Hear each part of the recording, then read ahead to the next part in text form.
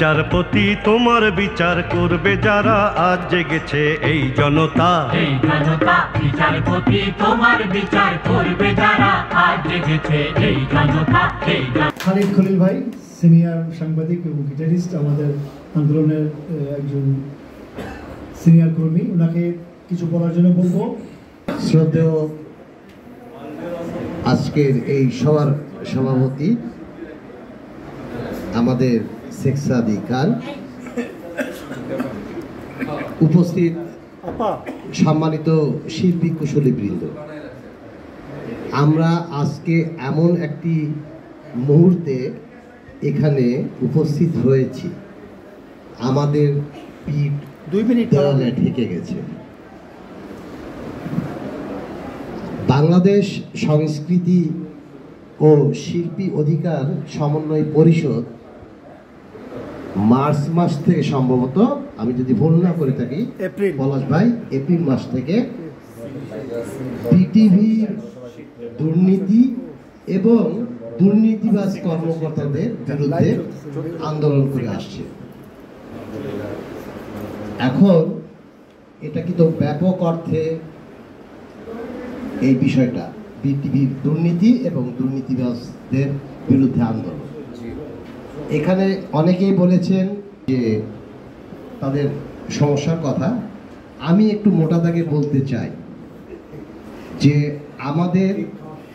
আমরা যে এতদিন ভদ্রচিতভাবে যে আন্দোলন প্রতিবাদ করে আসলাম, এর রেজাল্ট 0।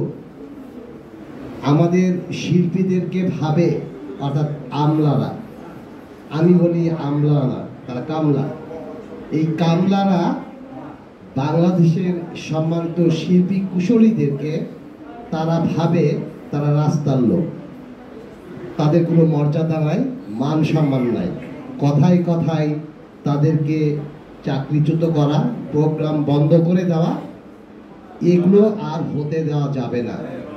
বিটিভি আর কখনোই কামলা দিয়ে বিটিভি চলবে না,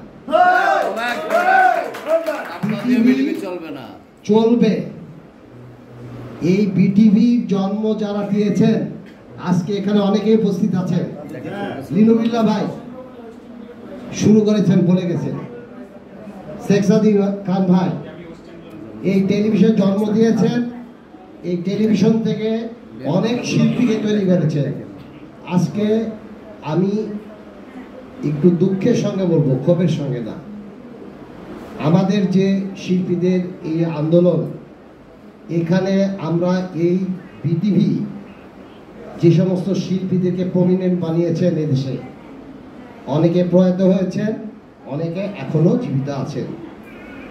এই আন্দোলনের সঙ্গে তাদের সম্পৃক্ততা আছে, কিন্তু তাদের বয়স হয়েছে, সব সময় হয়তো আমাদের সঙ্গে তারা সব জায়গাতে আসতে পারবেন না। বিশেষ বিশেষ ক্ষেত্রে তাদেরকে আমাদের সামনে, আমাদের পাশে আমরা দেখতে চাই। আরেকটি কথা বলতে চাই, অত্যন্ত লজ্জাজনক, সেটা হচ্ছে যে শিল্পীদেরকে একজন ডিজি সাহেব, তার কাছে পাস নিতে হয় গেটে বসে। শেখ সাদি খান ভাই, লিনুবিল্লাহ ভাই, যেটা উনি বলেননি, উনাকে 14 বছর বিটিভিতে ঢুকতে দেননি। লজ্জাজনক, বলেন আপনারা। এরপরে অনেকেই এরকম আছেন, শেখ সাদি খান ভাই, আর কদিন পর শেখ সাদি ভাই খানকে গেটে ঢুকতে দেবেন না। এটা কি এখন যারা বিটিভি চালাচ্ছে তাদের বাবার সম্পত্তি? না, তারা এই বিটিভি তৈরি করেছেন, তারা কি, তারা কালচারের কি জানেন, তারা সংস্কৃতি কি জানেন? আমার কথা হচ্ছে, আমাদের এখানে শেখ জসিম ভাই, উনি মোলায়েম স্বরে বলেছেন, কখনো কঠোর ভাষায় বলেছেন, উনি কিছু প্রক্রিয়ার মধ্যে দিয়ে যাচ্ছেন। আমরা অনেক প্রক্রিয়ার মধ্যে দিয়ে এসেছি। আমাদের সামনে হয়তো উনি প্রোগ্রাম ঘোষণা করবেন, আর 2টি সুযোগ এই সরকারকে দিতে চাই, সরকারকে, কারণ সরকার আন্ডারে বিটিভি, এই সরকারকে আর দুটি সুযোগ দিতে চাই। যদি না হয়, অনেকেই বলেছে আমরা বিটিভি দখল করব। আমরা বিটিভি দখল করব। এই বিটিভি চালানোর মতো যোগ্য সম্পন্ন শিল্পী সংস্কৃতি অঙ্গনের অনেক লোক আছে। আপনারা কি একমত আছেন? আমরা কিন্তু আর সময় দিতে রাজি না। আমরা আজকে শেখ সাদী ভাই কি ঘোষণা দেন আমরা দেখতে চাই। আর দুটো সুযোগ দিতে চাই। এই দুটো সুযোগের পরে বিটিভি আমরা দখল করব। বিটিভিতে যারা চাকরি করছেন তারা বের হয়ে যাবে। এখানে কোনো আইন নাই, এখানে কোনো আইন কানুনের বালাই নাই। র্যাব পুলিশ বিডিআর নাই। র্যাব পুলিশ বিডিআরের উপরে, শিল্পীদের উপরে বিডিআর র্যাব পুলিশ তারা নাই। শিল্পীদের সমানে একটা ডিজিকে কেন শিল্পীরা গিয়ে স্যার বলতে হবে? বিটিভির ডিজি উনি শিল্পীদের স্যার বলবেন। শেখ সাদী খান ভাইয়ের মতো যে সমস্ত প্রমিনেন্ট শিল্পীরা আছেন তাদের কোনো গেট পাস থাকবে না। তাদের কোনো গেট পাস থাকবে না। তাদের ছবি গেটে লাগাই রাখতে হবে, এটা শেখ সাদী খান। গেটে দারোয়ান দেখবে, উনি ঢুকে যাবেন। এটাই হতে হবে বাংলাদেশে। আর কোনো সুযোগ নাই। সকলকে ধন্যবাদ।